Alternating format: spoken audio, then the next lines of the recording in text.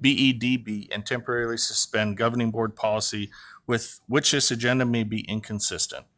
Mr. President, I move that we approve the regular agenda consistent with board policy BEDB and temporarily suspend governing board policy with which this agenda may be inconsistent. I'll second. So we have a motion and a second. All those in favor, say aye. Brian? Aye. Aye. Paul? Aye. Paul? Aye. Michael? Aye. I am also an aye, show that it approved unanimously. Item number 2, professional development. Natasha Camp and Erica Daniel. Good evening, Mr. President, governing board members.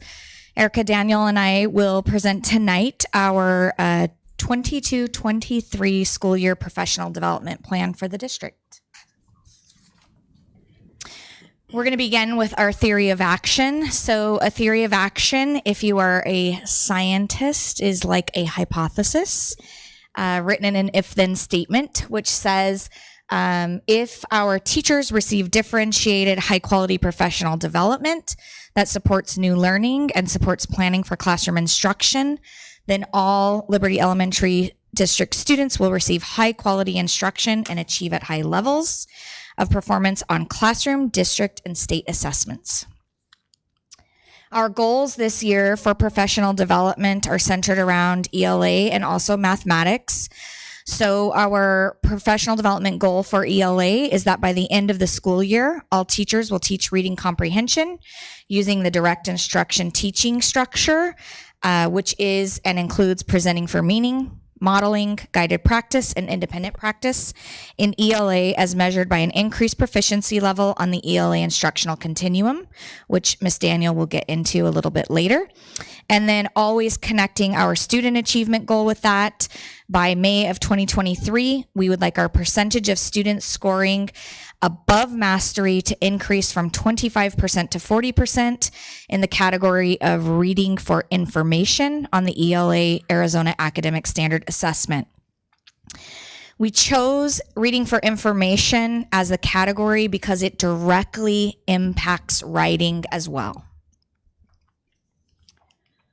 And then in mathematics, our goal is that by the end of the school year, teachers will teach mathematics using the LEDC, which is Launch, Explore, Discuss, and Close teaching structure to build conceptual understanding as measured by an increased proficiency level on all 4 components of the LEDC instructional continuum. That's our teacher goal. And then our student goal is by May of 2023, the percentage of students scoring above mastery will increase from 16 to 30% in the category of number and operations fractions on the Math Arizona Academic Standard Assessment. Fractions is an area that we do have a significant need. It's moderate in grades 3. It's significant in 4 and 5. And because of that, we have direct impacts in 6, 7, and 8.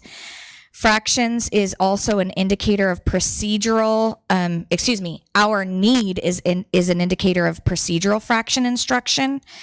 And we know that fractions has a significant impact in upper grades in regards to ratios and proportions, as well as expressions and equations. I want to talk with you a little bit about a systematic connection across many teams and structures that we have in place in our district. So systematically connecting our professional development plan with our administrators, our instructional coaches, and then also our teachers just creates a common thread of understanding across our entire district. So our instructional teams, that is where our leaders are actually trained on facilitating the content and the strategies for both math and ELA that they would be providing at their sites. Professional development that they would be providing at their sites. In our coaches meetings, as facilitators of professional development, our coaches as well as educational services team, they adjust that new learning and they begin to differentiate further for grade level bands such as K2, 3, 5, and 6, 8. And then the professional development this year that is dedicated for district professional development is actually being delivered at the site level as indicated by professional development on the right-hand side. And that is to meet individual needs of teachers aligned to math and ELA initiatives. Our professional development cycle, I'm going to just explain it to you briefly, and then Ms. Daniel will get into each of these components. But a workshop is a one and done. A professional development cycle really takes our teachers and our administrators through a full cycle of learning and then an evaluation of results. So I've delineated that up here by creating for you the new learning that's happening at the top. And that is happening for our principals and our instructional coaches in instructional teams. The new learning for our teachers is happening monthly in workshops at the site level. When you follow around the circle to the right, you will see that the next category really in our PD cycle is site differentiation and support. So this is where the new learning then is supported at the site level for how do you implement that new learning? What support do you need? How do we differentiate it for you as a first grade teacher to an 8th grade teacher? Then you'll see implementation, which is teaching it. So we're going to put it into practice. And once we put that into practice, we're going to measure results. And we measure results over here in collaborative teams. And we do that either in our PLCs at the site level, or we're measuring results of our teacher implementation at our instructional teams meetings, in which we meet with our administrators and our instructional coaches. This gives us a time to collaborate and look at the results of implementation as well as student achievement, and then our cycle will just continue in that order. I'm going to hand it over to Ms. Daniel, and she's going to go a little bit more in depth with each of these areas. Hello. Let's add some detail to the PD cycle. So our first segment in our PD cycle was the new learning. That is made up of, principals, assistant principals, coaches, learning acceleration specialists, our Ed Services team, and the superintendent. So at these instructional team meetings, they get math content provided by Melissa Hostin, our consultant. And when we're working on our ELA initiative with reading comprehension with informational text, the Ed Services team provides that PD. So the cool thing about this is our team, the principals, the assistant principals, we're learning through two lenses. They're learning as a learner and experiencing what the teachers are going to experience during PD, but they're also looking through the lens of the facilitator and the teacher of the PD. So it's quite tricky. Then we deliver the PD at the sites this year. That is in a direct response to our survey at the end of the year. Teachers were wanting more professional development at their home school. So PD this year will be at the sites. And they're learning in grade level bands, and I'm going to go into that in a little bit later.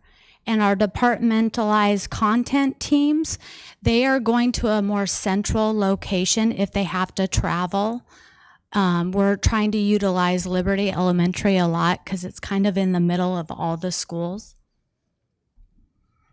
Oops. Okay, then our next one is site PD, and this is really when you differentiate based on your teacher's population and their needs. And this year we're using everyone to differentiate: the coaches, the admin team, the learning specialists, and lead teachers. So differentiation can take on many different hats. That could be planning for the implementation and getting the written curriculum down, constructing common formative assessments, so you're assessing as you're teaching along the way, or a unit assessment, so you have the end in mind as you're systematically teaching the initiative. And then it's aligning resources, and it even could be going into deeper, because some of our topics, they're big and they're a heavy lift. So they're experiencing the overall objective, and then they need to start breaking apart the sub-objectives and really learning and becoming flexible with teaching that and the mini lessons that will support that learning.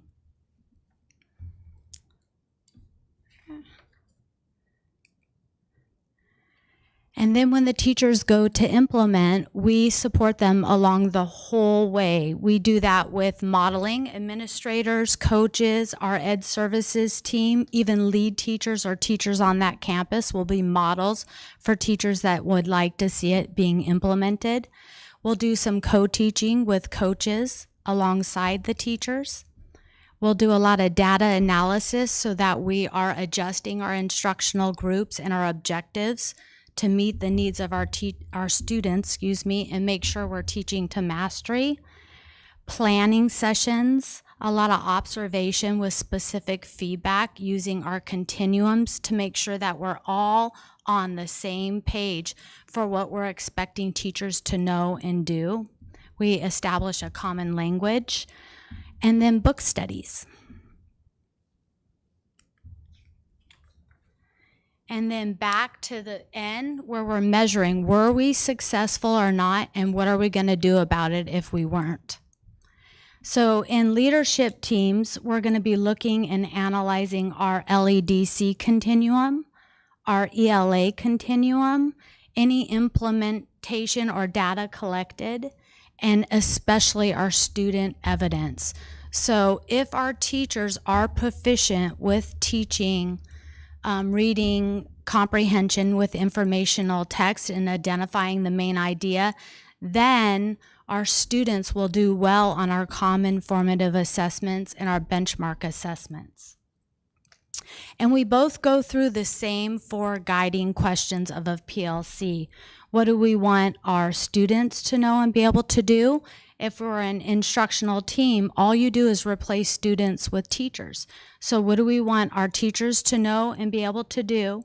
How will we know that they know it? What will we do when the teachers need more support?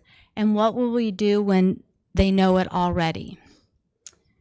And then on sites, in collaborative teams, teachers get assigned every early release 40 minutes to meet in their grade level PLC teams, and they go through the same process, asking themselves the same 4 guiding questions and really looking at student data. So this is kind of the beginning of what you would see. Do you want to click on that, Tosh? So before every early release, we publish to principals in the Monday News or the Monday Memo, and then to coaches in the Coaches Corner, and then to our staff in our all staff newsletter, where each subgroup or department has the location of their professional development, the topic or objective, and who's facilitating it.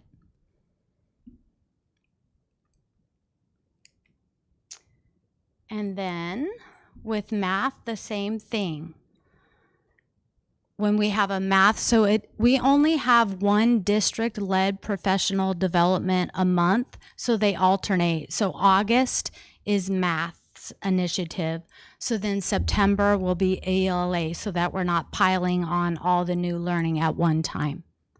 And so math gets the same communication through the Monday Memo, the Coaches Corner, and the all staff. We started with the standards after the objective based off of our AASA data. And we started looking at all the objectives and grade level bands that we could combine. One, we don't have enough manpower to service all our grade levels individually and just targeting their objective and their standard, which actually is a benefit. Because when you put teachers into grade level bands, they get to see where the students came from and where they should end up. It really helps clarify rigor and mastery of standards. And then in math, we did the same thing with fractions. We grouped the standards, which means the grade levels that have similar objectives, so that, well, one, we can meet their needs, but two, that they can really get a sense of where students left off in the previous grade and where they need to go to for the next grade. Every PD, so these are PGs, every PD has an objective, a focus on an instructional element, and then content specific. So this is the one for ELA when we're really focusing on direct instruction, and our first instructional element is the metacognitive model. And then the content is informational text comprehension, focused on basically in kindergarten, understanding the topic and connected facts, to second grade, identifying the main idea, second, third, fourth, and then you get into central meaning in the upper grades, our central idea. Our next PD will focus on opinion and argument, which is still in the informational text domain. And then we'll go into comparing information, which connects to research. In mathematics, we took the same approach, but it's kind of on the opposite spectrum of instruction. So each PD has an objective for that session, but their element of focus is inquiry, so constructing knowledge, and their content that we went after is fractions.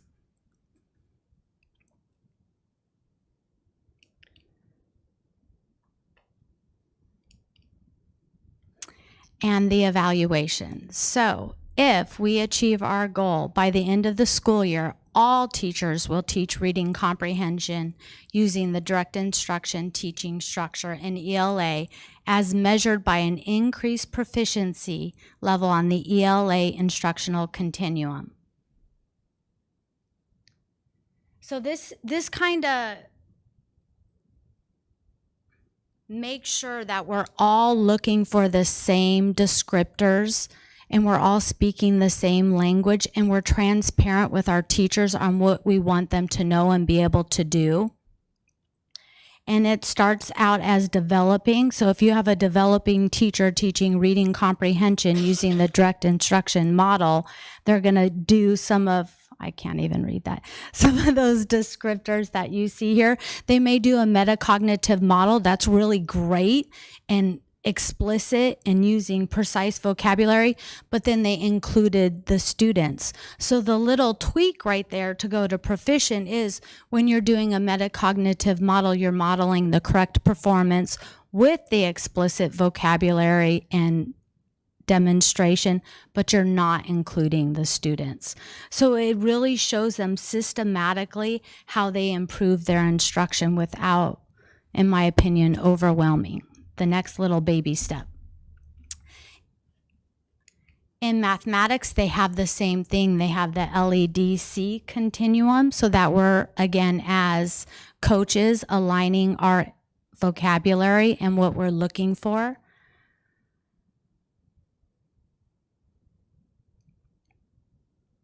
And the only difference here is they have an emerging category.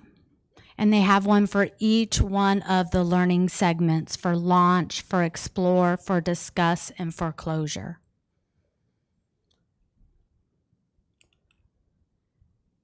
The evaluation.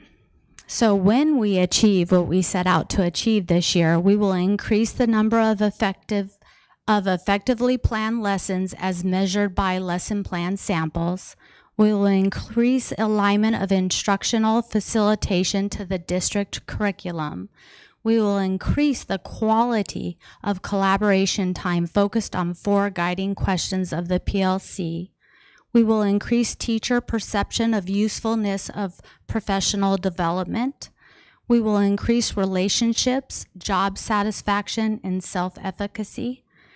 We will increase retention of effective teachers. And we will, most importantly, increase student achievement.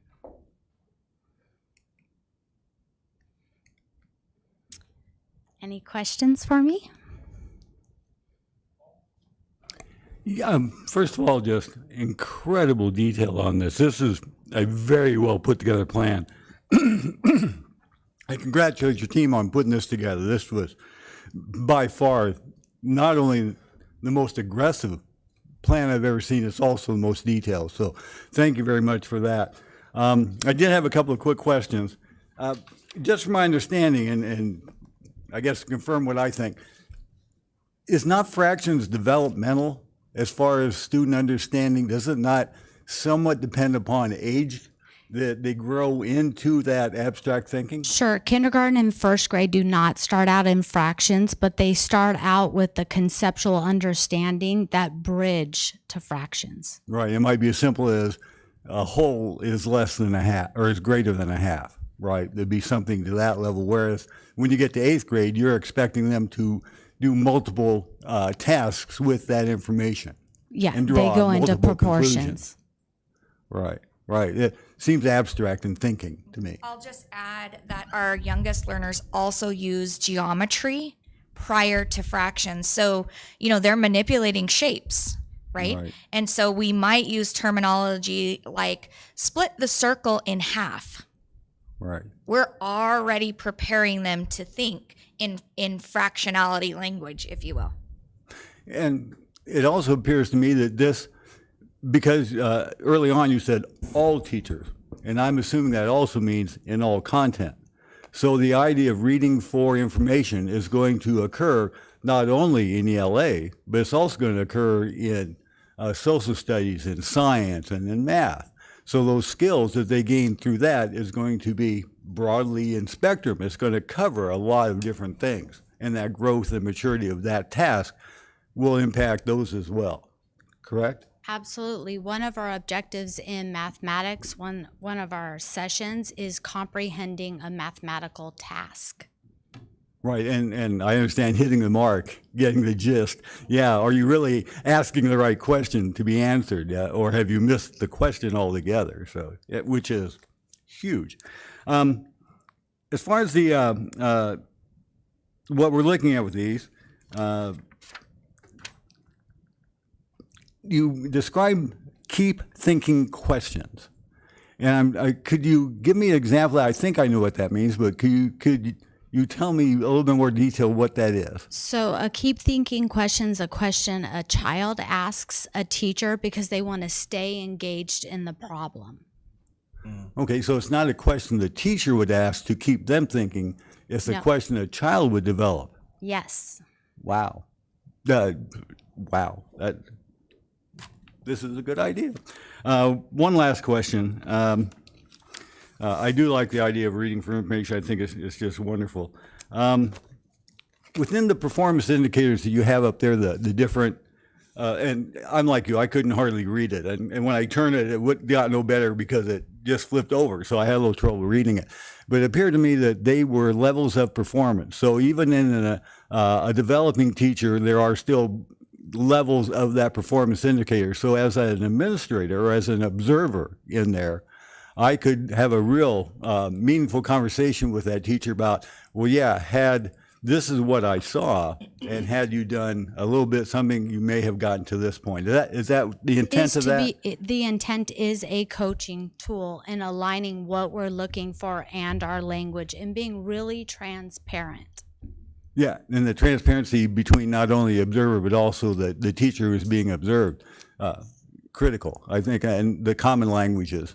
Again, this is so well done. Thank you very much. I think our kids are really benefiting.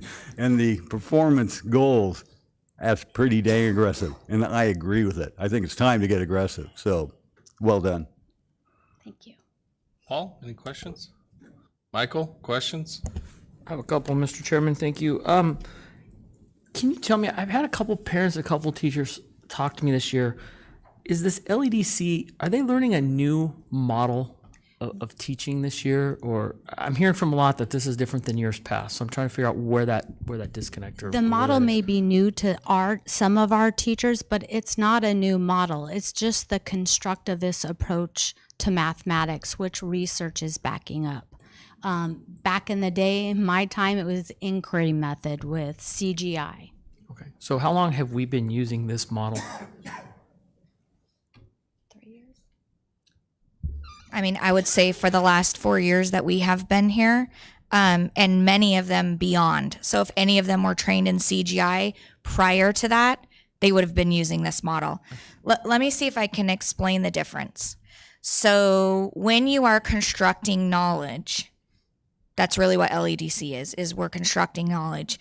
You are putting children through a task or an experience where they are coming up with their understanding of multiplication. Okay, so what the way I learned math was the teacher taught me how to do it. Then she said, now we're going to do 5 problems that same way. Now you're going to do 25 problems that same way. So the approach or the strategies that our teachers are now embedding in their lessons, and it has evolved over time, right? Just like education has evolved over time, includes a lot more collaboration with others in the learning, as well as drawing upon justification of thinking. So you thought that because how can you justify that?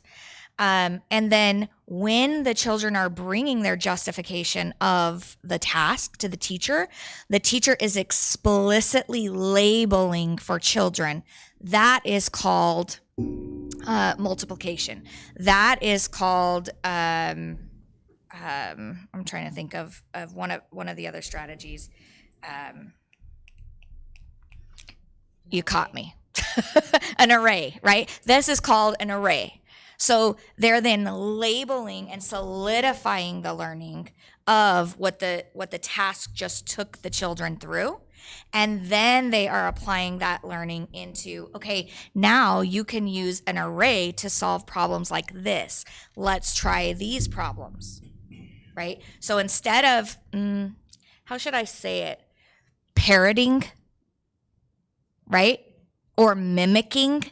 Back in the day, we did a lot of mimicking, which really is, I'm going to show you something. Now you're just going to repeat it. You have no understanding why we do it that way. I told you, therefore you do it. Do you see the difference? I understand. Okay.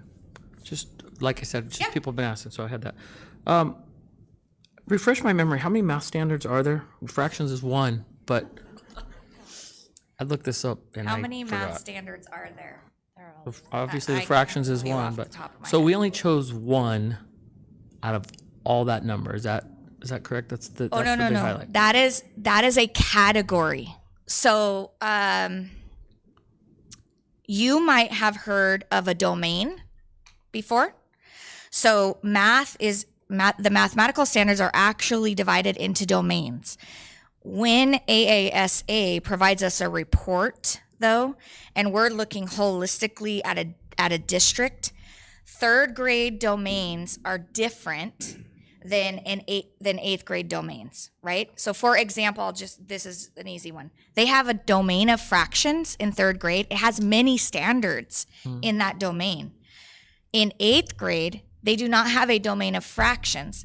Their fractions become expressions and equations or functions. It's still the vertical progression of fractions in general terms, but the domain changes. When we combine all of those domains together to set a goal for 3rd grade through 8th grade, AASA gives us 3 categories. Number 1 is numbers and operations. Number 2 is fractions and algebraic thinking. And then number 3 is, I don't know what it is off the top of my head.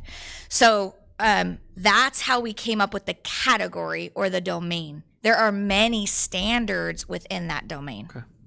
All right. Why do you think that the fractions section is so low in our district? So in working with our consultant, I think I was articulating this, and I'll look at my notes again here, but she particularly is saying it is an indicator of procedural fraction instruction, which again is the mimicking. right? So I'm going to teach you how to do fractions. Now I'm going to show you this one way, and you're just going to repeat. She really feels, and the research is really feeling that our students need more conceptual understanding with fractions. So if I knew exactly what it was, I might be a millionaire. I don't know. But that's the advice that she's giving us as a consultant is let's go more conceptual with this domain instead of procedural.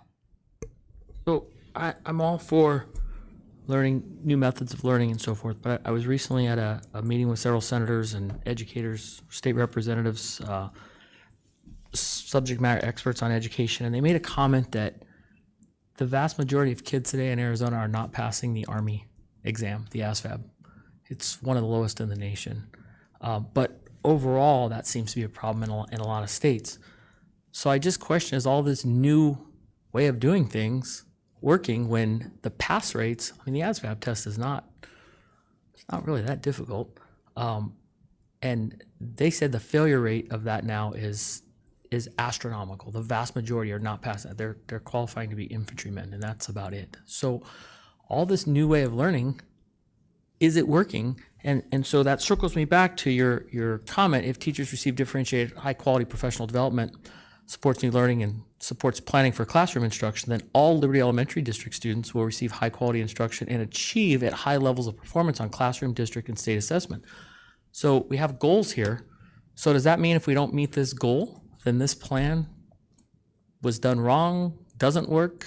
Where are we at in a year when we look at our date of May of 2023, which is right around the corner?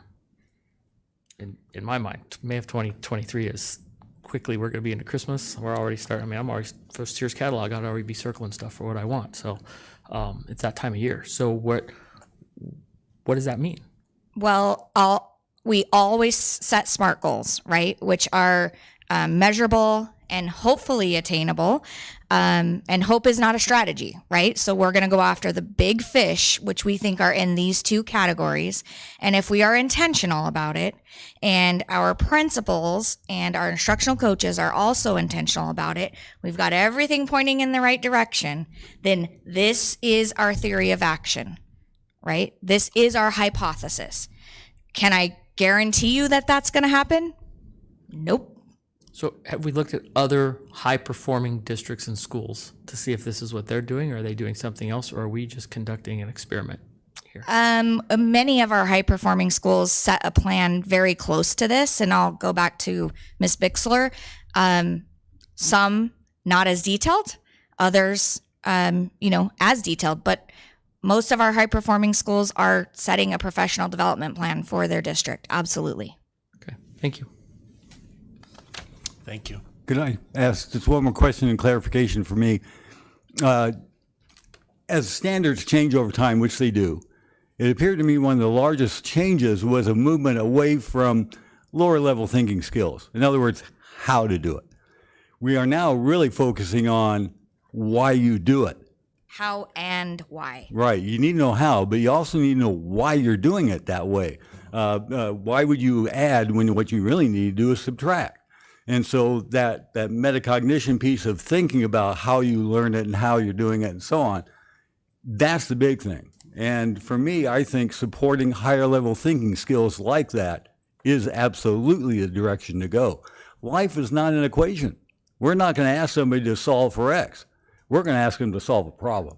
And you need to be able to understand what it will take to get to solve that problem, as opposed to how to solve the problem as far as doing a math equation.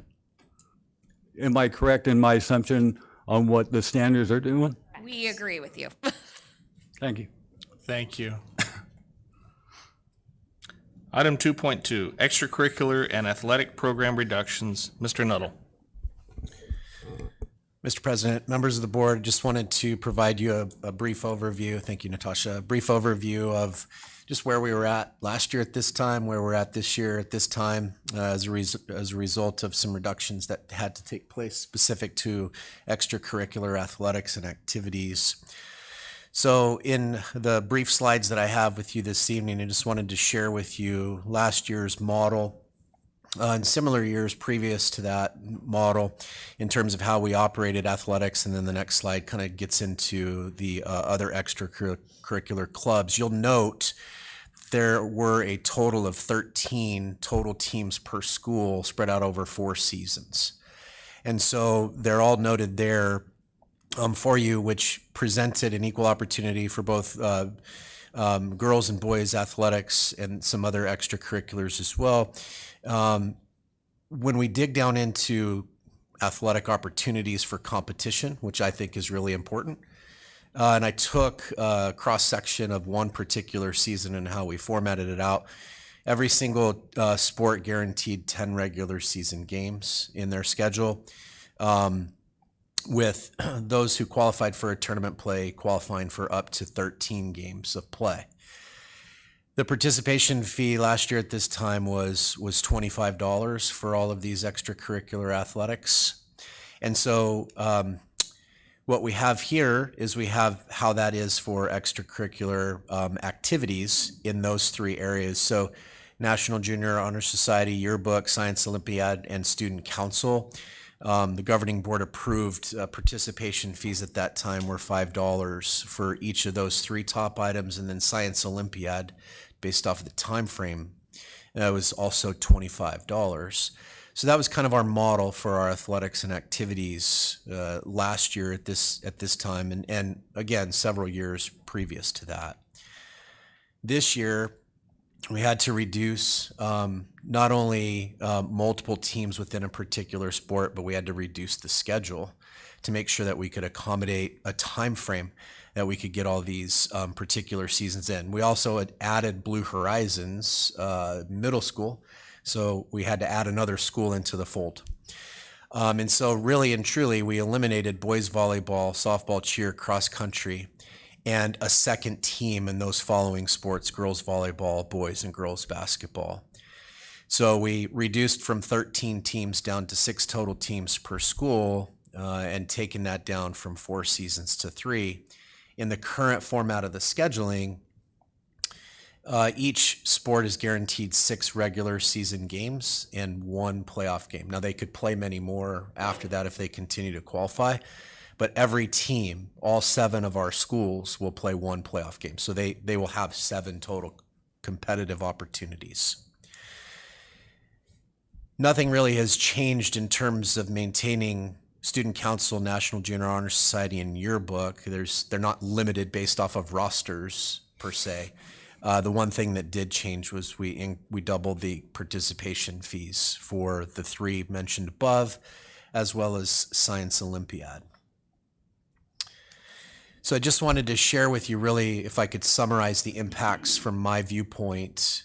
If I just do simple math about all of the teams that had a reduction, and I take an average roster of 12, and then I multiply that by 7 across the district, really and truly, that impacted 600. It will impact, by the end of the year, will impact 600 students that will not have the same opportunity to play. As an example, if you take 12-person rosters in volleyball for boys, girls volleyball B, girls volleyball A, you essentially would have 36 opportunities for kids to play. And we've needed to reduce that down to a roster of 12 to 15. And so you can see we've cut that roster significantly.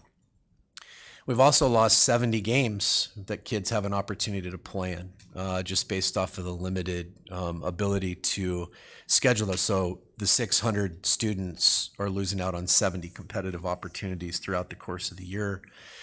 We did have to reduce some stipends as well. And so we had an approved stipend of $1,200 for just coaches, and that has changed down to $900, mostly because we've reduced the number of games that they have to coach in the time frame of the season. We've also, as I mentioned before, increased the student participation fees from $25 to $50 for the athletics and Science Olympiad, and we've increased the student participation fee for Student Council, Yearbook, and NJHS from $5 to $10. I will just indicate as well the savings, if you will, or the cuts, if you will, depending on the terminology that you'd like to use, impacted our staff. It impacted officiating. It impacted transportation. So when I was talking with Steve Jones, who runs our officiating crews, he says, I normally would pay my officials to come out for 3 hours, and now I'm going to pay them an hour. And so you're going to pay them X amount of dollars when they would normally have made 3 games worth. As an example, in volleyball, they would have done a boys match, they would have done a girls B match, and a match. So they're losing out on some opportunity as well. So what they had to do to cover the cost of fuel is they had to increase our cost, because it's not as cost effective for the officials. That's just one example of the other things in the air in terms of how those cuts have impacted us to some degree. So I just wanted to provide you a brief overview here of just our extracurriculars. We haven't really started any of the athletics, so I couldn't specifically say just yet how many students are participating in what club and activity just yet. Those are set to begin next week. And so I would have some other information about that moving forward, but this is just the brief overview specific to the reductions that we were forced to make. Any questions at all? Brian? Paul? Thank you very much for that update. That's important to know, and gosh, it's painful. It really hurts. I know that the student participation fees have gone up. Do we have a maximum amount each student will pay, or each family will pay, or does it, depending upon participation? Small districts the kids in small districts do everything. And so you might have a kid that's in band and NHS and sports and so on. You're talking a series of participation fees. Do we have a cap on that per student or per family? We do not. Thank you. Paul? Michael? If you could you just talk, I understand you brought up a very good point on the officials. What were we paying per game, and what are we going to be paying now per game? It was $35 a game, and now I think it's right around 45 or 50. I've not received an invoice just yet, but I know there's an increase. Okay. What, we had cuts here. Have you looked at what the cuts to our, we talk here a little bit about the coaching stipend being reduced, so certainly coaches are losing, but what is the impact? Because this is our community. The dollars that are earned here are spent here as well, which in turn is taxes, which comes back to us. So with the transportation drivers and so forth, how much money do we forecast that they're losing this year as a result of a lot less travel? Well, I mean, if you think three schools per game times 2 times a week at, let's just call it $20 an hour. And remember, we don't wait to transport them back, so it's just simply a drop off. You could very well think that that's on average $60 per day. If you're taking 20 and an hour of transportation, multiply that times 2, that's 120. Then you multiply that over the course of the year, it's probably up around $5,000 to $10,000 depending. Okay, thank you.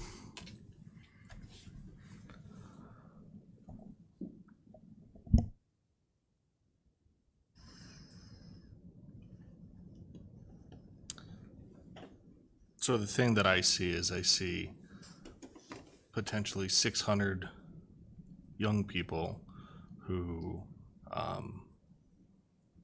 are not going to have a safe place to go for a couple more hours. That's the impact. Whether it be extracurricular activities, whether it be sporting activities, that's the one that really, for me as a board member, digs at me. I can only assume that if this trend continues, that these numbers will just get even drastic moving forward. Yeah, just one comment to that, if I may. As a former high school athletic director, my number one goal was to increase participation. Yep. And the reasons I wanted to increase participation was because there are other accountability measures aligned with those participation numbers. There's accountability for grades. There's accountability for attendance. There's a direct correlation with taking pride in the learning. And for a lot of students, to have the opportunity to participate in something that's extracurricular to their school is the driving reason why they come to school. It's a percentage, but it's still a percentage. right? So we take 600 out of 4,000 plus. It's a significant number of people that are impacted by that. So I agree. Thank you for this presentation, Mr. Nuttall. Welcome. Thank you. Governing board reports. Does anyone have anything? Brian? Paul? No. Paul? Was able to attend the Rainbow Valley Back to School Bash. Great event put on by the community, really. And just, if we just could have had that thermostat and turned it down a little bit, that would have been the only thing that we really could have had. But other than that, it was a great event. Michael?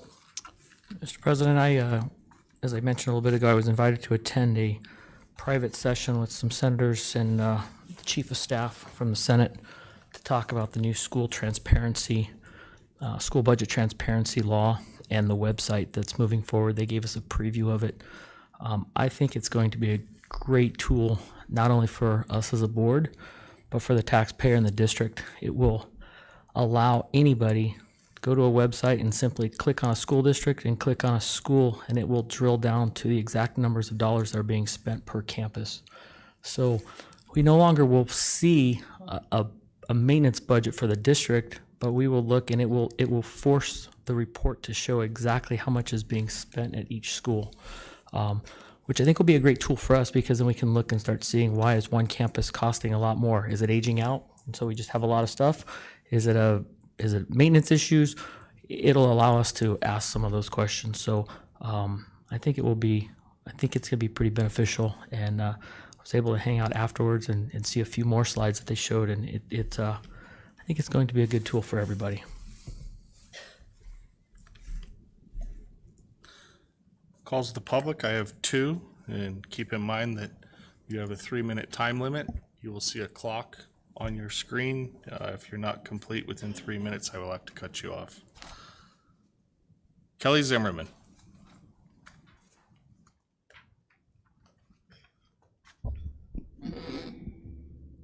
Okay. Good evening, members of the board, Dr. Schuff, community members. I want to talk about the override that will be on the ballot this November, as the district presented the facts in regards to the override at the last meeting as well as tonight. I know this issue has been contentious in the past, but I am asking for the community to support this critical issue. As many of you know, Arizona has underfunded their schools for a long time, and the voters of this district since 1983 have generously supported an additional 10% funding that has been vital to providing a well-rounded education to our students. Last year, when the override did not pass, the district had to cut $850,000 from their budget for this school year, which included raising class sizes, which in turn eliminated teacher positions, decreased the time students spent in specials, eliminated multiple sports teams, as you heard tonight, and an entire season of athletics. All of these things affect our children, both academically and social and emotionally as well. Our children are already growing up in a difficult time. Let's not make school harder by having more kids in a class, which in turn makes it harder to get individual attention, build relationships, and the ability to learn easily and effectively is decreased. Class size also plays a key role in teacher retention and morale, as teachers with higher class sizes are more likely to feel the burnout quicker. The teacher shortage across the entire country is well known at this point, and I would like us to do everything in this district we can to attract and retain the most qualified teachers for our students. Most people can remember the most influential teachers from their childhood because they play such an important role in our children's lives. Anything we can do to support teachers, make their ability to do their job successfully, in my opinion, we should be doing. And I believe that voting yes on the override is a great way to do that. As you heard at the last board meeting, 100% of the override funds go right into the classroom, directly affecting our children and the teachers who spend every single day with them. When you think about how you will vote this November, I'm asking you to think about the 4,000 children that attend school in this district. They have the most to lose in this election. Not these 5 board members, not Dr. Schuff, not anybody sitting in the community, but our children. I know it's cliche to say, but our children are the future, and anything we can do to invest in them in these early formative years, I believe helps set them up for success. Thank you for listening in advance, for supporting the override and our children, and giving them the best education we can in this district. Julie Hout.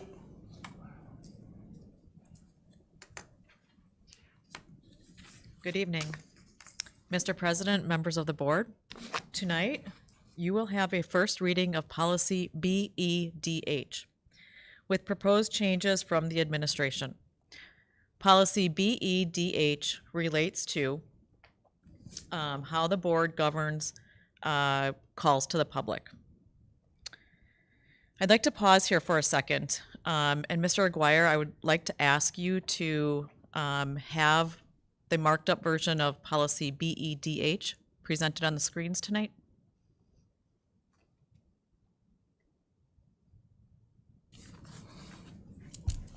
Is that a no? All right, thank you. In reading the policy, I believe you should make some additional changes to paragraph C, in addition to the changes that were proposed by the administration, which were to add section E related to how the board can respond to public comment. In section C, which I will read, it says, if considered necessary, the president shall set a time limit on the length of the comment period in order to ensure that each individual has an opportunity to address the board.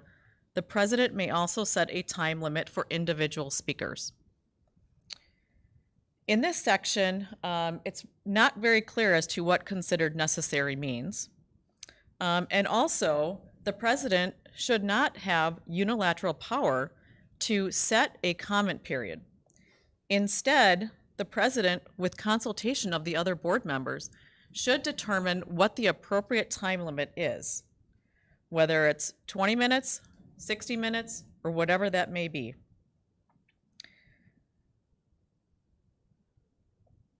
With my changes, for example, this would prevent the president from unilaterally setting a comment period of, say, for example, 10 minutes, even though there are 30 people that want to speak. And actually, this very situation happened a few years ago, where numerous members of the public showed up but were not allowed to speak because the president at the time, who I believe was Mr. Jensen, who is currently on this board, chose a very short comment period that did not accommodate all the speakers. So I hope that you will reconsider section C and make some additional changes tonight. Do any of you have questions or concerns for me? Okay, thank you. I look forward to hearing your discussion later this evening.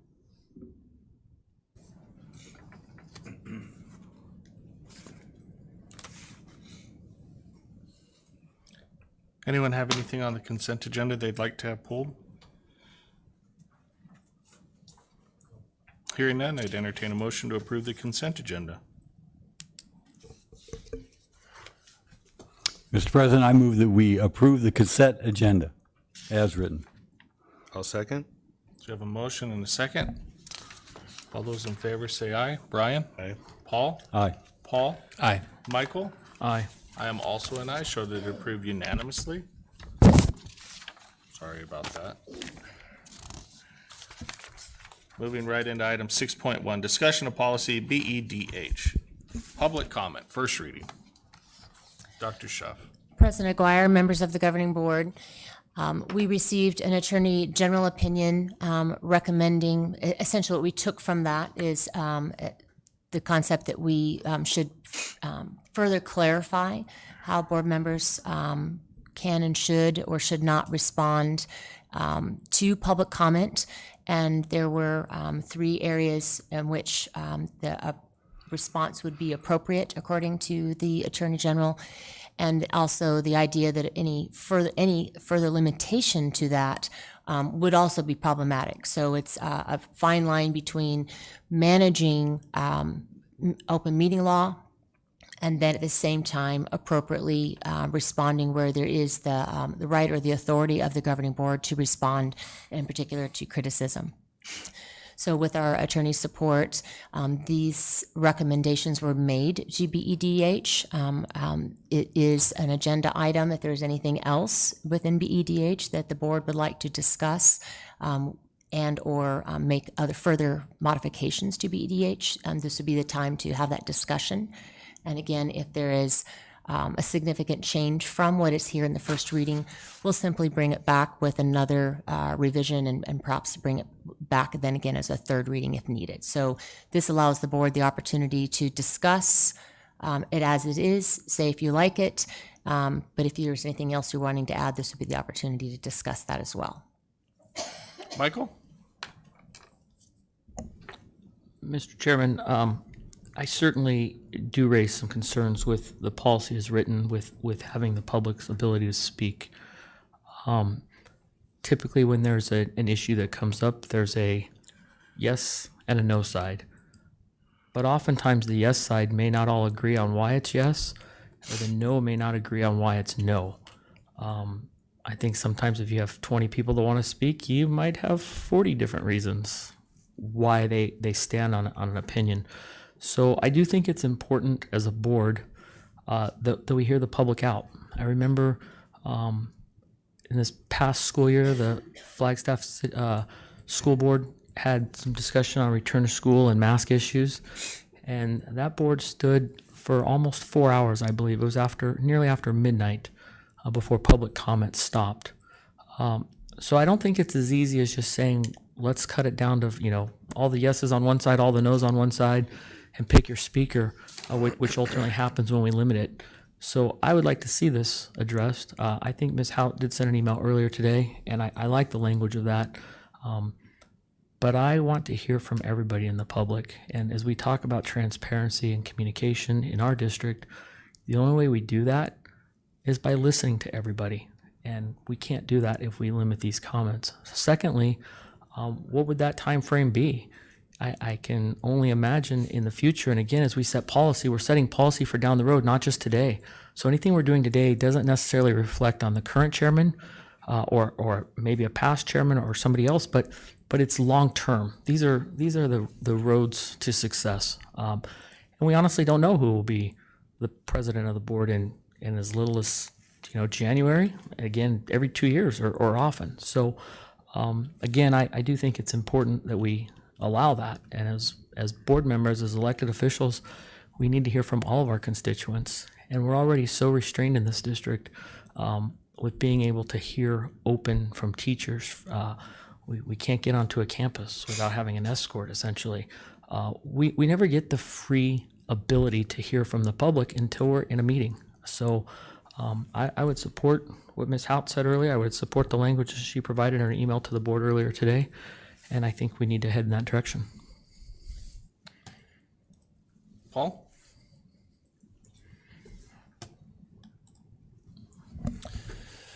I'm not sure that is gonna fully set everything all up.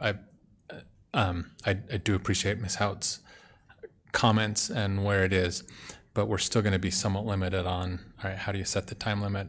And also that last little bit, it's still left open to the president may set the time limit for each individual speaker. So even if we say, hey, let's give everybody an hour, but limit it to 30 seconds.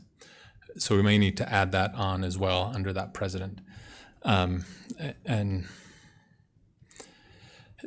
I agree, let's get things set so that we can hear what the public has to say. If they come out to address us, let's hear what they have to say. Ms. Bixler?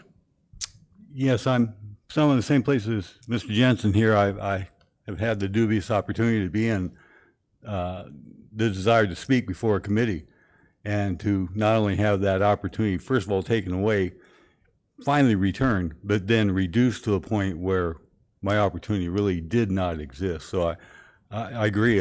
You don't want to inhibit or prevent the public from making the statements they think are important to be made. I don't have a clean solution to it. I've had a lot of experience with how we're doing it this way, which is the more traditional way to do it. That's how I've seen it done many, many times, many, many places. I don't know if there's any way to prevent an abuse of that. But so again, I agree. We need to be as transparent and as open to comment from the public as possible. Mr. Parks? Thank you, Mr. President. I kind of look at this a little different way, and actually, I actually had an edit that I did foresee, and then Julie came around with this. Second one, I kind of looked at, well, it's kind of close. I was looking at this from a different perspective. It was, if we really get ourselves in a situation and we don't have a time frame to get all the people in, I wouldn't want to put that all on the president to make that decision. I would like to actually put it across all the board members. So we're equally responsible for if there's criticism or anything else, and it opens it up for a little bit of dialogue. That's where I was coming from, and I thought it would be a really good idea to go ahead. And my edit was just, with approval of the board, the president may set the time limit. And you have to remember, legally, and this is one of the things, if necessary is there for a reason, because it's done to establish if all else fails, this is what we need to do. So there has to be a certain amount of trust within the president and the board to do the right thing. I think we do. I just would like to have my thought was, if we get ourselves into a situation and we have to do something, let's all make that decision. And I do have some comments on the outside of that, on the criticism and comments. I don't know if it belongs. My question would be on that. I don't know if it belongs in the policy or outside or just decorum. But do you want to deal with C No, first? continue. Okay. This is there's part of that here. Please. Well, one of the things I probably spent a better part of 4 hours reading through, not only opinions, but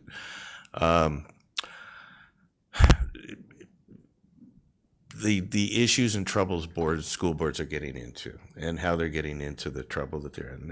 Obviously, the first one is, and we're dealing with it, is not allowing individuals to speak, and I think we're covering that, and it's fine. But it was what is okay for for each board member. Where do comments come in? Where are they okay? Because when you read opinions and what's happened out there, there's a tendency when you open up public comment or response by the board, it can tend to go off and you end up having a conversation about something you're not supposed to. And I kind of wrote down some ideas, because really this only comes up in my research under criticism. The rest is pretty straightforward. So, for example, I had some ideas on this, if it does come up, for example, if criticism for the subject came up involving the administration, I think that's reserved to the board president for a single response from the president, as opposed to open to the board.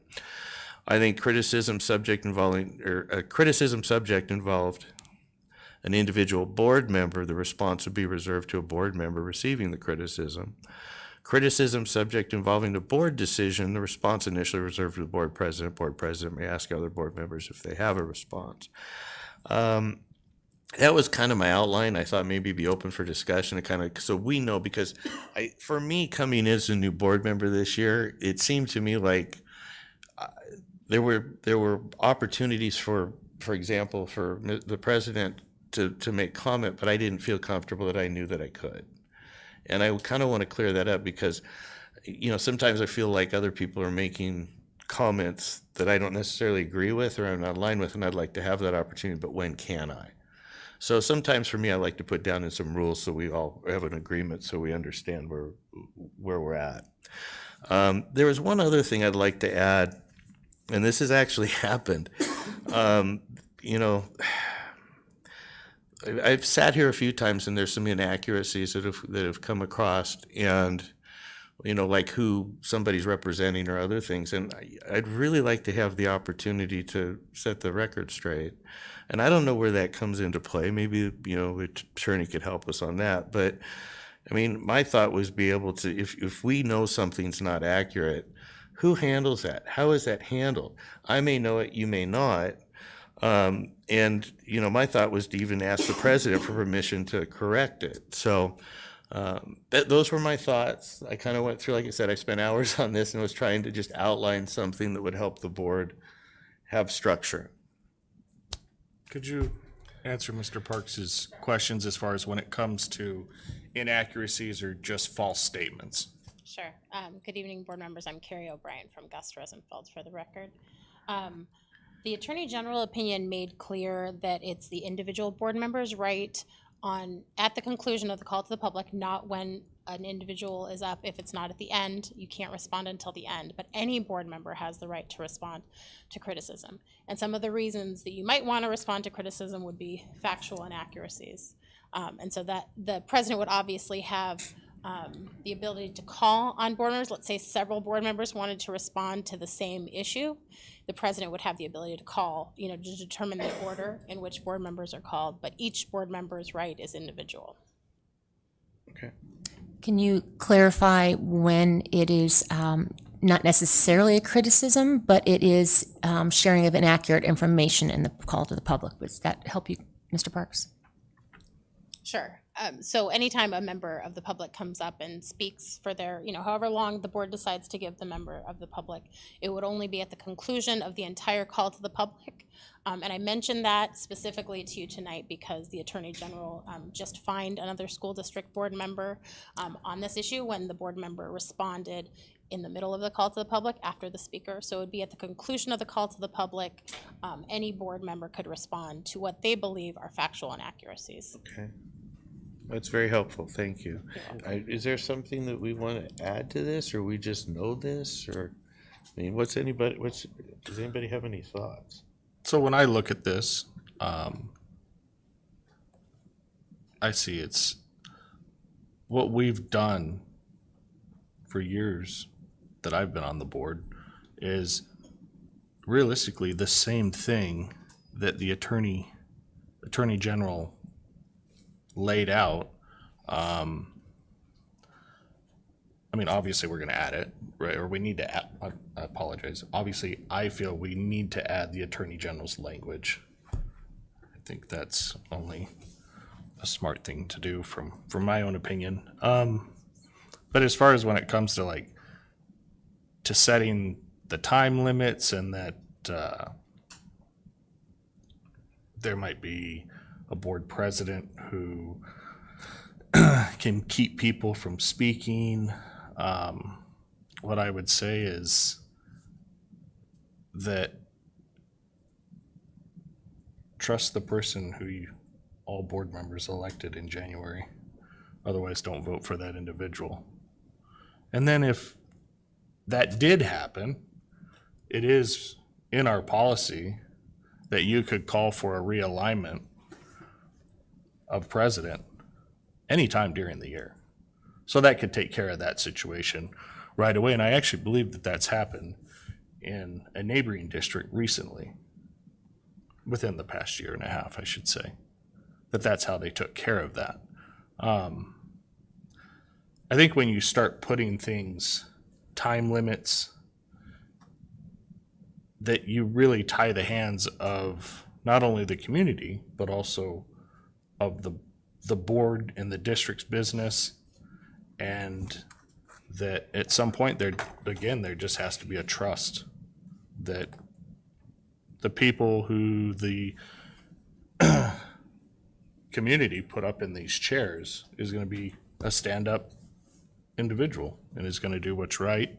I kind of heard some things about also of not wanting to hear from the public. I have been on this board for 6 years now, 7 years, and I can't recall ever a time, and the criticism has flowed freely. So everyone has an opportunity to speak and always has. But as far as Mr. Parks, your comments that I don't know that putting your comment of letting the president respond I don't know if I can, I think I understand what you're trying to say, but I don't know that I agree with the perception that gives to the public, because again, the board president holds no more power than any other member on the board, except for the board president approves the agenda that the superintendent is trying to push out or not push out, right? Of certain subjects, whatever it may be. Other than that, that's it. Are you then, as far as an understanding, because I don't hear it all the time, and this just may be my perception, but if we come to at the end of everything and you say, does anybody have any comments, and make sure we do that every time, we're good.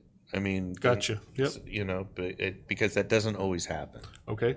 And then I understand what you're saying about C, but like I said, I'm hoping you're hearing my different way on this was actually taking the load off you in this case. It wasn't the fact that, because if we ever did get into a situation that doesn't look good in the public eye, why don't we all decide what we're going to do? And that's why I said I think it's really important to say if considered necessary. I don't even think we'll ever use it. I don't even think it'll be a problem. But if it ever did come down to it, this is more about the board taking full responsibility for any decision instead of putting it on the president. And if I heard you right, not having any more power or not, we want to make sure we distribute that evenly. So do you see where I'm coming from? I'm not coming from the other way, which is, the president might do something that the rest of the board members don't agree with. We may get ourselves in a situation that we have to make a tough decision. And maybe from your perspective, if we were to put a time in there, what would that do? Now, I can tell you right now, I'm not for putting a time limit on public comment, the duration of it as a whole. I'm not for that. No. At all. And I'll never be for that. But as far as putting a time limit on an individual speaker to avoid grandstanding, if you will, on a subject, not on a subject, is that something that is done in other districts, or? So President Aguirre and members of the board, the policy that you had without the markups is the ASBA model policy. So that's probably what's been used in most districts. As a matter of practice, a lot of boards do limit members who are speaking to the board to 3 minutes, just for a matter of efficiency and to reduce duplication. I haven't seen, and I can certainly look at and report back to the board whether any boards have modified their policy to put a time limit or some of the details you're describing with regard to each member getting the opportunity to speak, even if there's multiple speakers on the same topic. And help me here. I'm trying to, and Well, we already do I'm a trying to- 3-minute limit. If we were going to do this and put it in writing, a 3-minute limit seems like it'd be the right thing to do. But that's what I'm trying to, Yeah. I'm wondering, Yeah. does any of the board members see why an individual would need more than 3 minutes? At any, I think it would help being in policy because there wouldn't be any. yeah. Mr. President, I believe we got advice from the School Board Association a while back in some open meeting training that we should never deviate from our standard. We currently allow 3 minutes, so we really should never add more or subtract from that for a topic, because now we're controlling the public's voice. So we've got 3 minutes. I think we've all agreed. We've always, that I know, we 3 minutes is the standard time.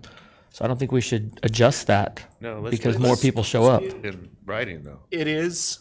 So the standard has always been 3 minutes.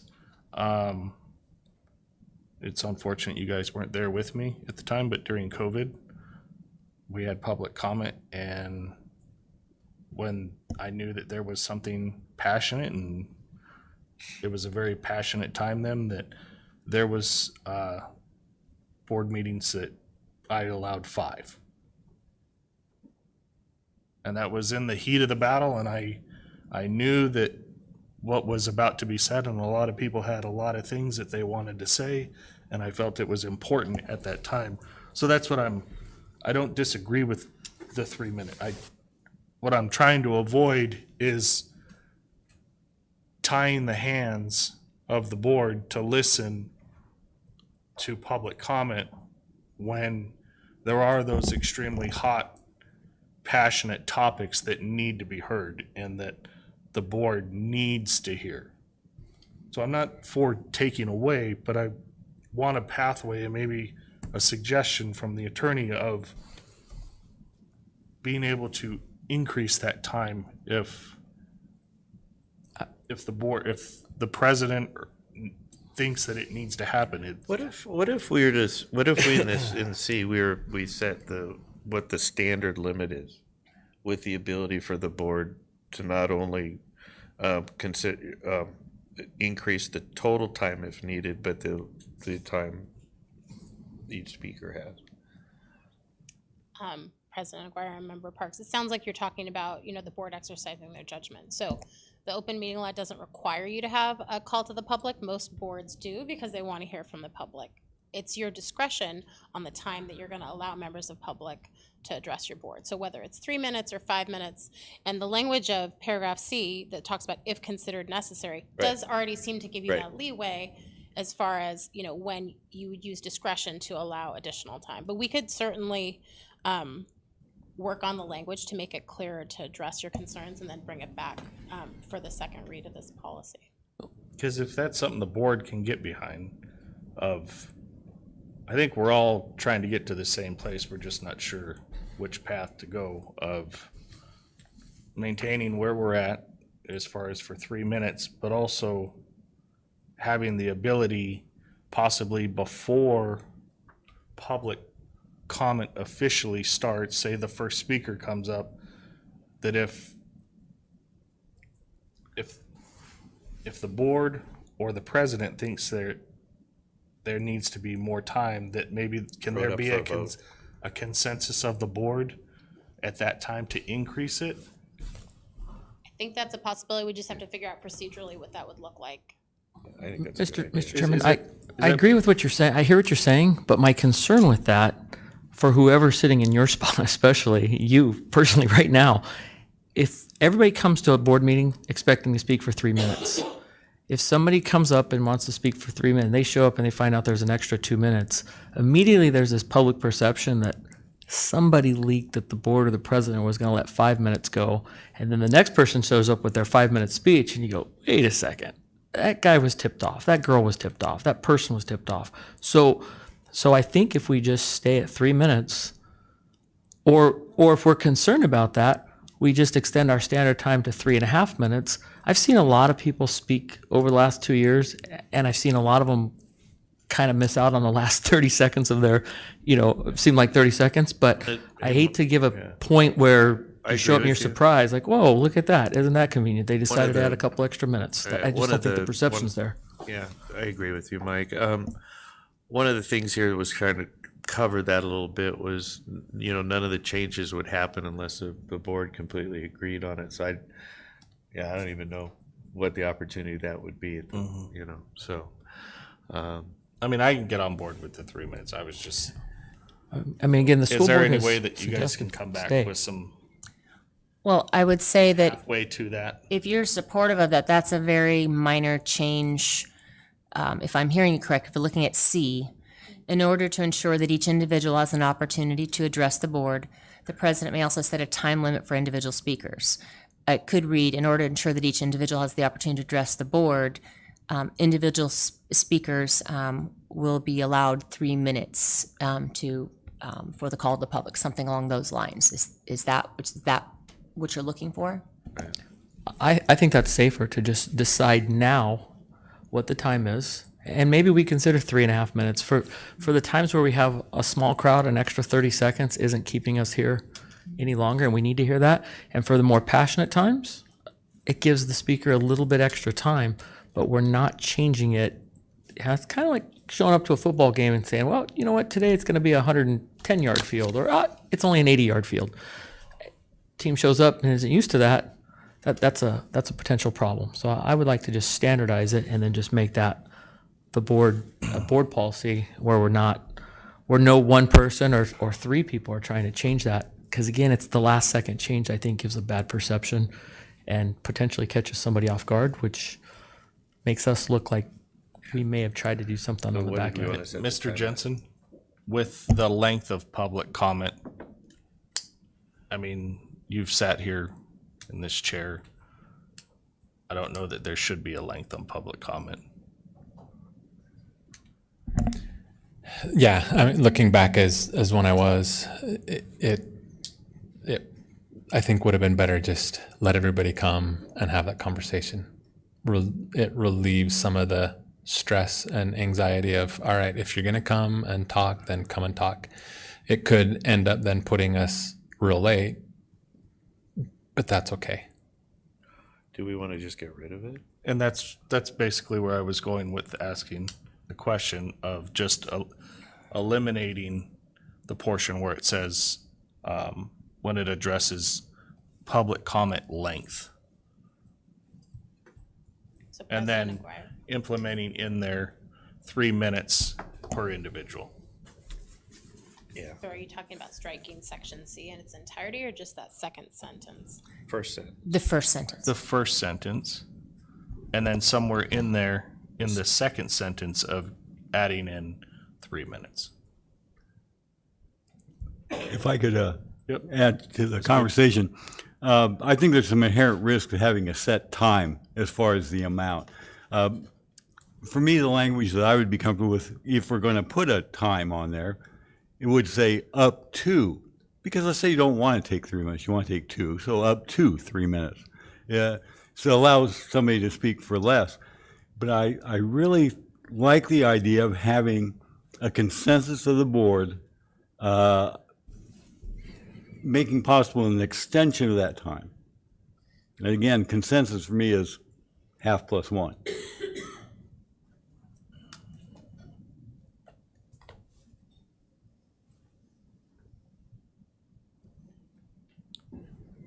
Board members, I don't have a great answer on that one. No, right, but I'm- happy to look I at know. other ways that boards have modified that paragraph C to see if there's some other ways that boards have addressed this concern. Can we do that then? Can we give them a crack at it and do some more research on it and see what comes up?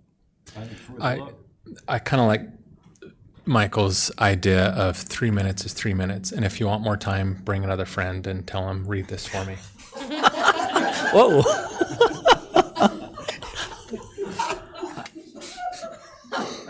Uh, 3 minutes is just the standard pretty much everywhere. So So I think Mr. Jensen just went ahead and told you guys a new strategy. Past your 3 minutes, which is fine, by the way.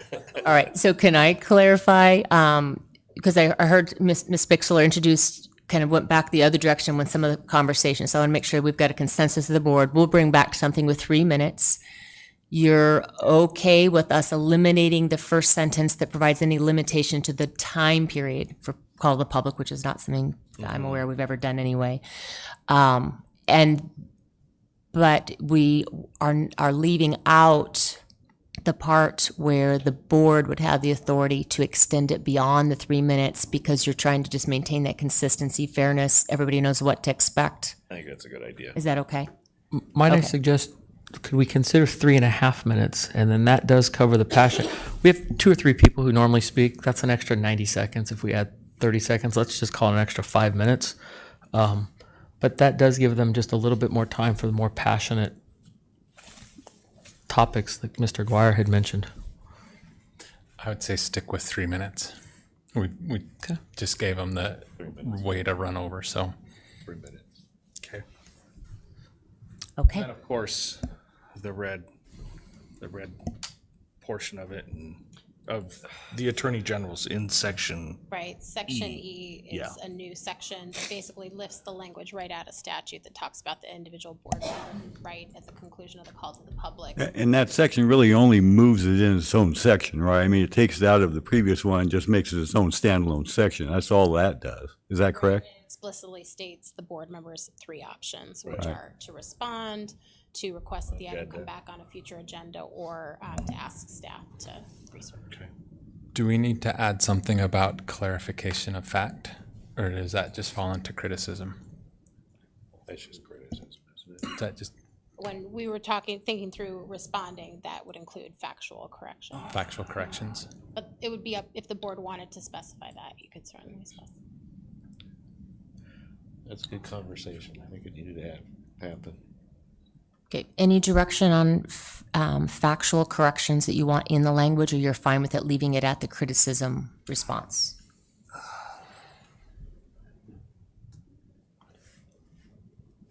I'm a little confused with the guidance. It says criticism, but if somebody from the public stands up and says they represent somebody that they don't really represent, I'm not sure that that's criticism. That's just them saying something that is not. So I would almost feel that we need to have some legal clarification, probably maybe even back to the Attorney General's office to see is that warranted? Because that's not criticism. If somebody stands up and says, my name is Tom Smith, and you know their name is something different, is that criticism, or can you clarify that for the record? If somebody stands up and says, I'm standing up on behalf of the Liberty school teachers, and we know different or something, then is that criticism, or is that just factual? That's different than them telling a board member that they did something that we can maybe factually correct, say that's not true, I was not at that meeting, I didn't vote that way, or something of that. If I could just briefly respond. So I think that goes back to the Attorney General's statements throughout the opinion, which say it's the individual board member's right and discretion to decide when to respond to criticism. Some of the Okay. Examples I would give you would be correcting facts, would be explaining a district process. Like, let's say someone wants a change in policy. It might be explaining, well, this is how we go through policy changes. Another option would be defending the integrity of the board or defending the integrity of the district. Those would all be examples of responses. I understand that, but my opinion of what to respond to comes down to the one guy who just gave me that choice, who then comes back and goes, oh, that was the wrong opinion, here's your fine. So I just would feel better if it's a little more clarified, because this can change, and this is going to potentially change here in come January. There'll be a new Attorney General, there could be whole new opinions that Is start there surfacing. any way to add in policy that opinion number? We could, so at the end of each policy, it has the citations to statutory authority. We can certainly add that new AG opinion. And that would So where cover it says that, right? ARS, it would refer to that AG opinion. I mean, the challenge is that definition isn't in statute, right? Responding to criticism isn't specifically defined in the statute, so. But that's what I'm saying. Wouldn't that cover if that opinion number is as a reference in policy, that even though that particular opinion doesn't exactly the wording be criticism, but if you go into the opinion that it does list factual statement and it goes down a little bit of a list, correct? I don't know that it said the correction of facts. So we could move forward with what you've done so far, and we could, if there's opportunity to get further clarification on Okay. the clarification of factual information. If it's on an agenda item, like if you've got an agenda item, you're going to have an opportunity to actually say something within that agenda item at a later time. It's just the situations where somebody comes forward with something that's not on the agenda, they make a statement. If it's, riddled with one or more factual errors, where is your opportunity to correct that for the public? Right, and one of the key things here is that when I was reading through, like I said, all the issues and opinions, there's somebody's coming in and making statements that will never be on an agenda item, has never been on an agenda item. You're pretty free to kind of just say what you need to say. So that's how I read it. You don't want to have a full board conversation over it, but you can have a response to it because you're limited to, there are things that come up. The chances of that ever being on a board agenda is virtually zero. So how about this then? Let's give administration and legal counsel a crack at, they've heard what we're trying to do, and I think they understand. They're just they need to sit and think about it for just a second and have them bring it back to us. Would that be okay? Yep, sounds good. Board members, I just wanted to remind you that even though this is an individual right, it's May. So, it's your decision whether or not to respond. So, if something came up on an agenda that something came up in a call to the public that you knew was never going to be on agenda, you might decide, yeah, I perceive that as criticism, but I'm not going to respond because it doesn't make sense. Right. Okay. Thank you so much. Thank you. That was helpful. Thank you.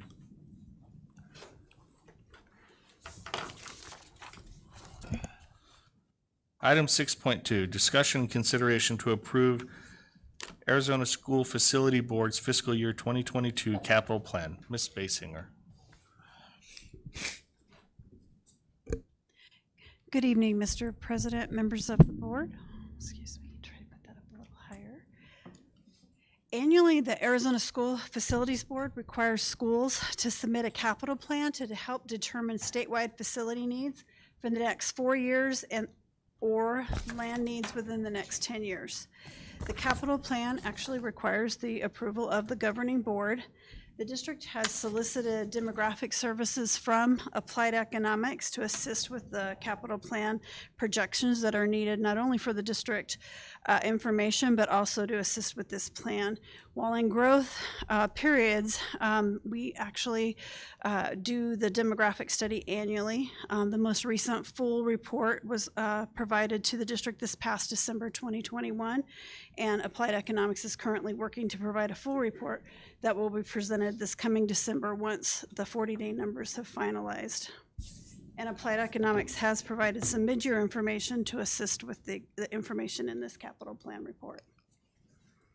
So this is summary highlights of the capital plan outline as far as the demographic information is displayed here.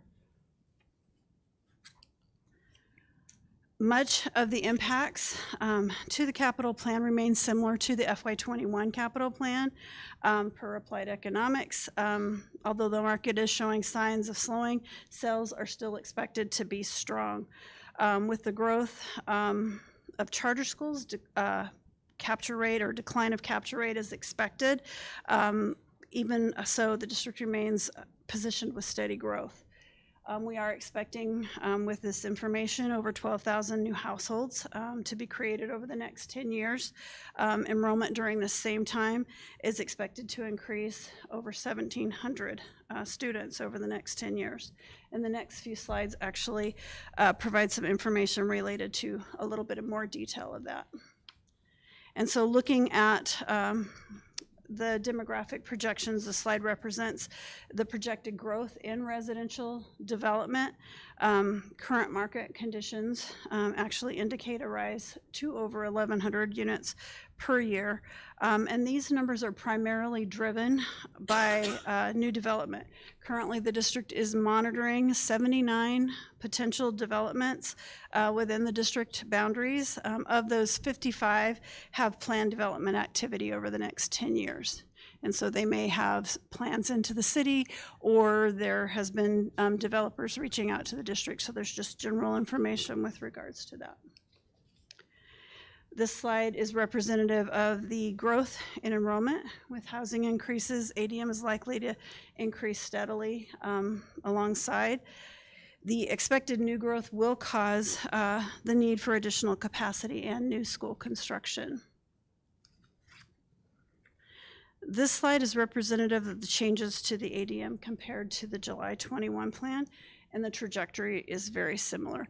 I don't have a slide for that, but if you look at the development information, it's very similar.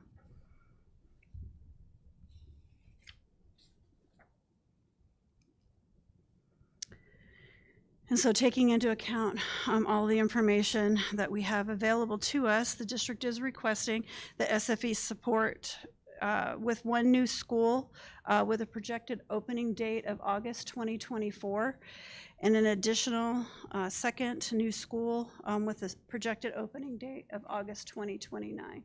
The district is, in order to ensure land availability, we're also requesting assistance with the purchase of land for one school site.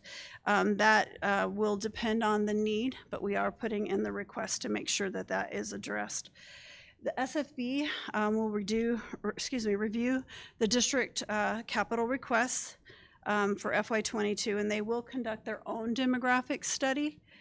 The SFB staff will then make a recommendation to the SFB board in December of 2022, and we will receive the results of their review sometime shortly after that. The district will continue to work with the School Facilities Board on growth forecasts and hope to receive SFB funding to help offset the cost of building new schools. I just wanted to make a note that the capital plan that was included in your board packets or in the board agenda packet is the same report that will be submitted to the School Facilities Board. And if anyone has any questions, I would be happy to answer them. Mr. Parks? Ms. Bixler? Mr. Jensen? Mr. Todd? I'll make it quick, sir. On slide number 7, the changes in ADM projections, it does look like they're fairly similar, except for towards the end, and that red line is still peaking. It looks like if you see the blue, that separation is starting to level out. So I just want to make sure that we're looking at that. Although that sounds like a long way away, it's not near as far as we think.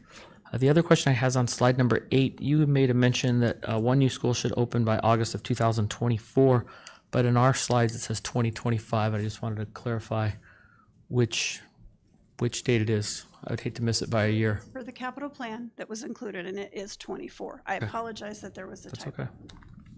Thank you. Thank you, Ms. Basinger.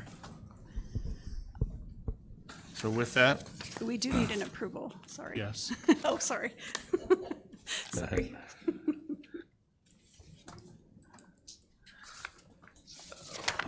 So with that, I'd entertain a motion to approve item 6.2. I'll make a motion to approve item 6.2, the Arizona School Facilities Board fiscal year 2022 capital plan. I'll second. So we have a motion and a second. All those in favor say aye. Brian? Aye. Paul? Aye. Paul? Aye. Michael? Aye. I am also an aye. Show that it approved unanimously. Thank you.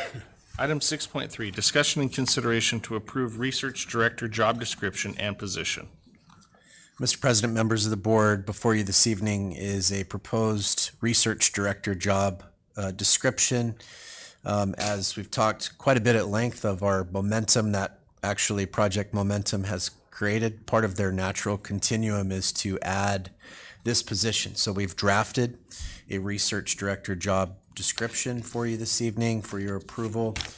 We've actually passed it through the test of multiple districts research director as well as the folks at Project Momentum, who they agree that it falls within their specifications for this particular position. And it is important to mention that this position, if approved, is grant funded. So it's not coming out of our M&O at this point. Questions? Hearing none, I'd entertain a motion to approve item 6.3. Mr. President, I move that we approve the research director job description and position. I second. So we have a motion and a second. All those in favor say aye. Brian? Aye. Paul? Aye. Paul? Aye. Michael? Aye. I am also an aye. Show that it approved unanimously. Item 6.4, discussion and consideration to approve class max and above caseload max compensation. Mr. Nuttall. Mr. President, members of the board, in the first part of the executive summary is just a summary of the updated class size targets. And so we've had a above the class size maximum compensation component here for a number of years. And I just wanted to bring this back for all of you this evening. Really and truly, our rule of thumb is that if anybody goes above 4 in any of those grade level specified class targets, and we are not able to find another teacher, then teachers are then teaching more than 4 above their class max. And we feel as a school district and as human resources team that there needs to be some compensation there. So I've presented to you the regular education guidelines for anything above 4, above their class size max, to provide compensation in the amount of $30 a day. We obviously remain to have the position posted for, but as has been well documented in just about every meeting and across the state, we have a shortage. So we're trying to honor our teachers because we don't really have a choice. We're going to educate the kids.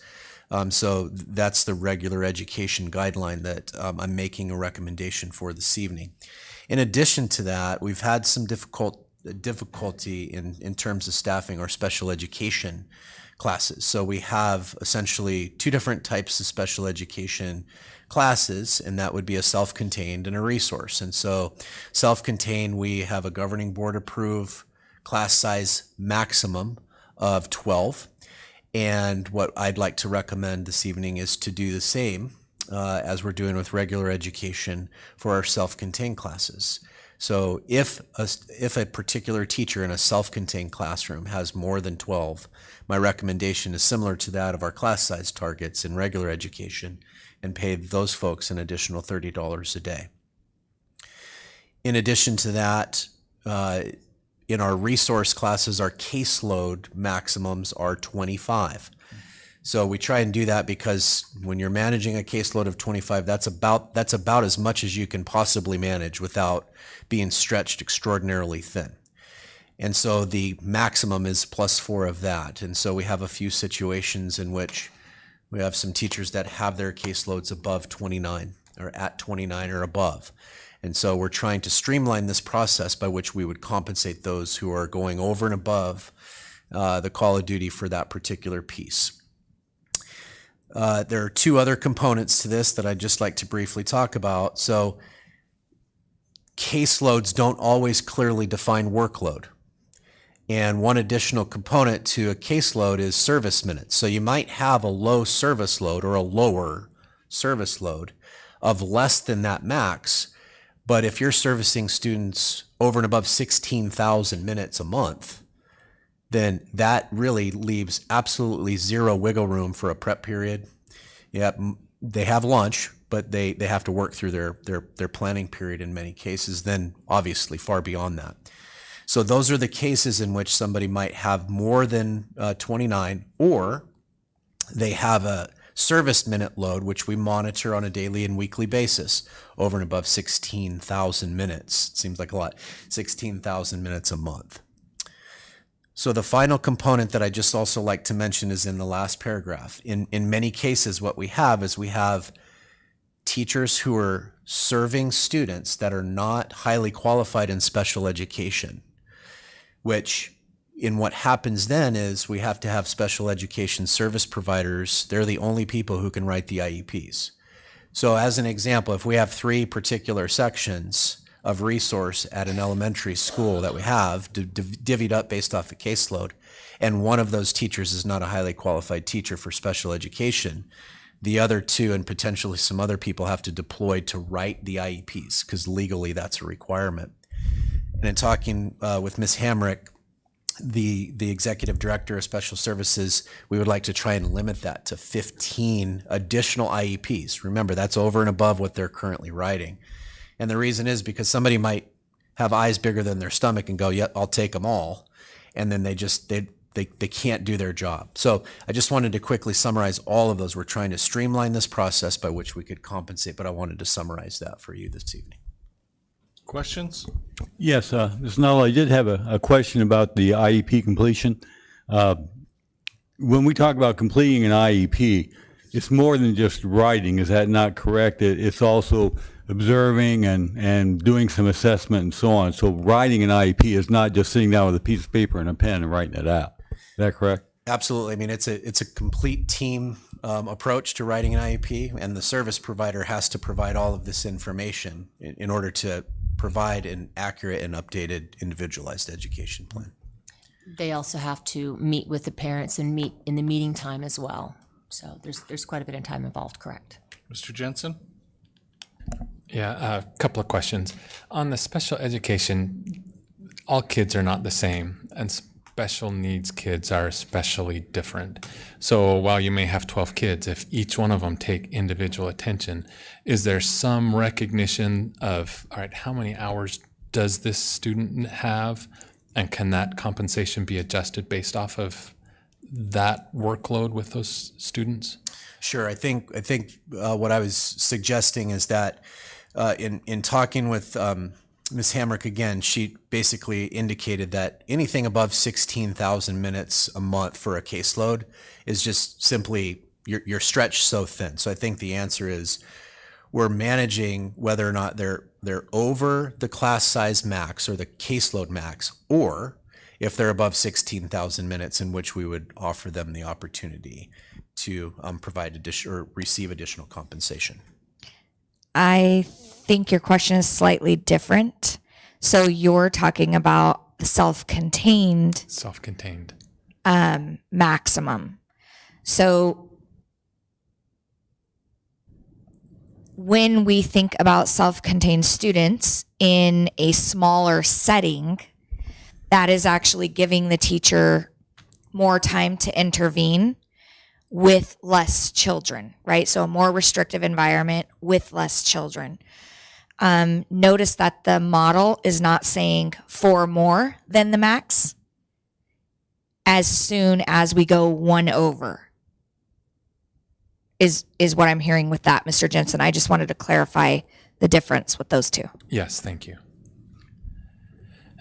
And then also, as we are, if we transition as we're looking to go to 4 days versus the 5 days, I still think the workload would be the same. So let's look at maintaining that same 150 compensation for the week for those shortened days.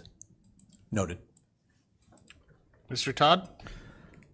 Just a couple questions. Mr. Nuttall, can you clarify where are we seeing, are all the campuses seeing overclass sizes, or where is the majority of the overclass size? Well, happening? in regular education, I'll just briefly summarize for you. In regular education, we have one kindergarten section at Las Brisas that is over the class size max. We've currently posted for both a position and a class reduction para. That's the only one district-wide that we have over the class size maximum. In other words, they're in the red. So it's 2 regular education across the district.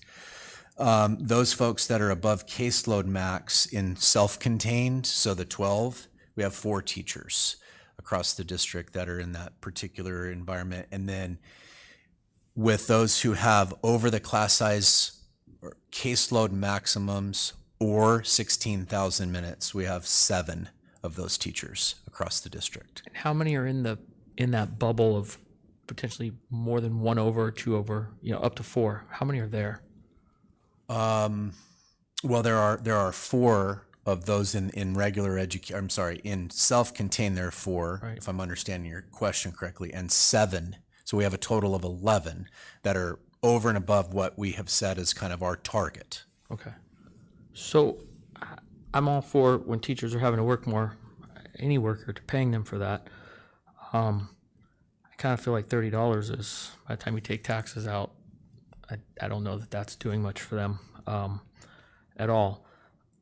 My concern though is as we push those limits, the kids, the students are what's hurting. And I think as a district we have to look at this. And I think back to one of the greatest public servants that the state of Arizona has ever seen, Alan Bernasini, world famous fire chief. But whenever he introduced himself to you, he'd say, "I'm a fireman for the city of Phoenix, a firefighter for the city of Phoenix." And where that drilled down to was being chief was great, but when the chips were down, when manpower was down, whatever happened, he was on the line. He had to go back. We have a lot of extra staff, and I know that they're doing special jobs, but Chief Brunasini had to be the chief, but he also had to be the firefighter when staffing was down. So I think we have to look at that from a district perspective. And if we're over capacity, or we're even close to it, we're redlining a classroom. We're basically redlining it, which means we're burning out teachers. We're possibly and highly likely missing a student if we're constantly running in the red. So our students suffer, which means on those days, I think the district office, if you will, needs to be almost empty. Everybody needs to be back into the classrooms. And that's where we have to remember, at the end of the day, our job is to educate. And all those extra jobs need to be done. But first and foremost, we need to be teaching education. and we need to be we need to be teaching a lot. We need to be teaching math, reading, history, civics, all sorts of things. But we have to be there, and having classrooms that are in the red or even over that mark becomes dangerous because it, as we've heard many times, kids don't come in tidy little packages of 2s and 4s and 27s and whatever we have. But you get somebody that's in that little bubble there, a little over, not quite to the max. 2 new students come to school, boop, that pushes them right over. We have to start prioritizing staff in the classroom. And if we're not getting it by hiring, we've got to look at some of the special positions and start looking at that. And maybe we're increase our stipends because we don't have the teachers, so we're paying more. If we're short, we're not paying teachers, but we got to get back to the roots of what we're doing. And we hire all these extra people, and I know some of them are grant funded, and we forget sometimes, oh, it's grant funded, it's not our money. It's still our money. It still came out of our back pocket. It just came from a different bank or different route, but it's our money. But we have to vacate this district office, and everybody's got to get into a classroom so that the children aren't losing out. And that is absolutely the most important thing that we can do. So I would really encourage staff to come up with a plan. This is a Band-Aid. This Band-Aid's been going on for a couple of years, and I see no end. There's no end in the future. I don't think anybody in this room can raise their hand and say it's gonna end on January 1st of any year. So we got to come up with something different than a $30 Band-Aid because that's not helping the students. That's not even helping the teachers for the extra work they have. That just doesn't work. So we've got to do better. So I think I appreciate administration being forward-thinking on this, recognizing that all of our staff currently is overworked. A lot of that burden is, I think, recognize that it is not on public educators. The reason that burden is on public educators is simply because we have a group of individuals who make decisions, who maybe don't always value an investment into education, but I appreciate that you all looked at this and forward thinking.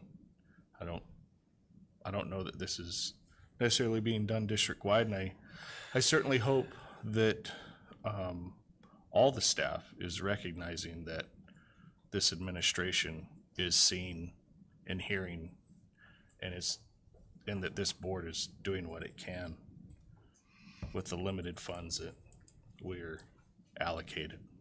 So with that,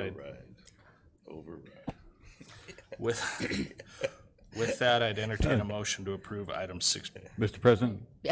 In further comment, I just want to give an adjustment to the recommended action when you're finished with your discussion.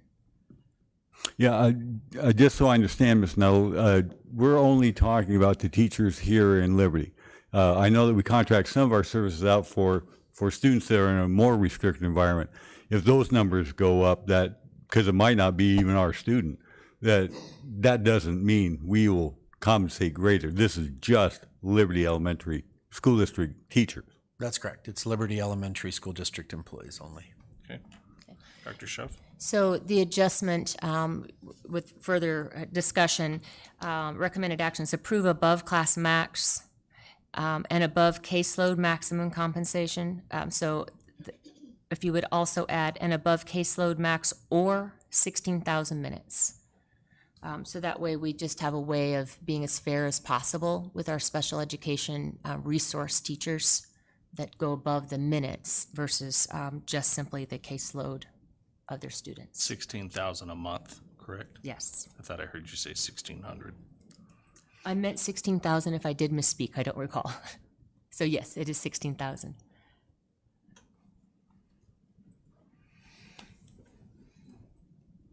With that, I'd entertain a motion to approve item 6.4. I'd like to make a motion to approve the above class size max and above caseload max compensation with the following adjustment that the caseloads are above maximum or 16,000 minutes per month. would it be best to have that compensation amount also mentioned in this motion? Yes. Of $30 per day. Yeah, you gotta finish it. Finish it. Okay, tell me what. And the $100? Got to there, now you add $80 and $100 per IEP completion not to exceed. I guess I jumped on. Not to exceed, and $100 per IEP completion, not to exceed $1,500 for special education paraprofessionals supporting special education classes with teacher vacancies. I'll second. So we have a motion and a second. All those in favor say aye. It wasn't, excuse me, Mr. President, it wasn't read correctly. It's not paraprofessionals, it's education professionals. Did he say para? Yeah, he did. Oh, educational professionals, not paraprofessionals. Thank you. Thank you, good catch. Do So we have a motion with the adjustment, the noted adjustment. I'll second. And we have a second with the noted adjustment. All those in favor, say aye. Brian? Aye. Paul? Aye. Paul? Aye. Michael? Aye. I am also an aye, so that it approved unanimously.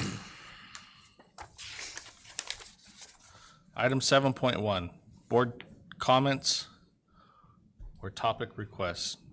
Brian? I have nothing. Paul? Paul? Michael? Mr. Chairman, just a couple things. I'd like to have the district start looking at the crosswalk areas over at West Star. I can meet with them sometime at the meeting, but there's some areas that I think we need to do some improvement and maybe put some flashing lights or something up. I've been in that neighborhood a few times after school let out, and Okay. the number of near misses is pretty crazy. So I'd just like for the district to maybe get with the police department and look at some studies of lighting up those crosswalks a little bit better, a little bit farther down. But the kids cross when they get out of the school zone, and it can be a little bit dangerous. I've thought I was going to be working on a kid more than one time. Also, at the end of last year, I had requested that we take a tour of, and I'm sorry that the school name escapes me, over in the East Valley that does a lot of agriculture. I think we were scheduled to try to do that sometime in September. So I just wanted to make sure that didn't fall off the agenda anywhere. And then just if staff can give us an update on the air conditioning issues at Liberty, and if anything was at Blue Horizon. And then also would like to rewalk Blue Horizon. Last time we did it, most of that punch list was not done. And I just want to make sure that those things were completed and that school's up to par. And then again, kind of waiting for some information on the grass out here at Liberty. There still looks to be more dirt than green.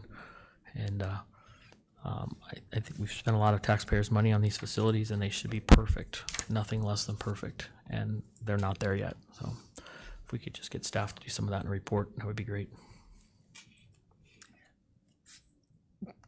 Okay. For the board agenda items, is there a second on those? So I know whether to bring those back as agenda items. Which one was agenda? So I think a lot of those are just requests for Perfect. Thank you, topics, Mr. yes. Todd. That's helpful. Just staff reports or updates that we can then agendize later. Great. Perfect. We got upcoming board meetings, September 12th, September 26th.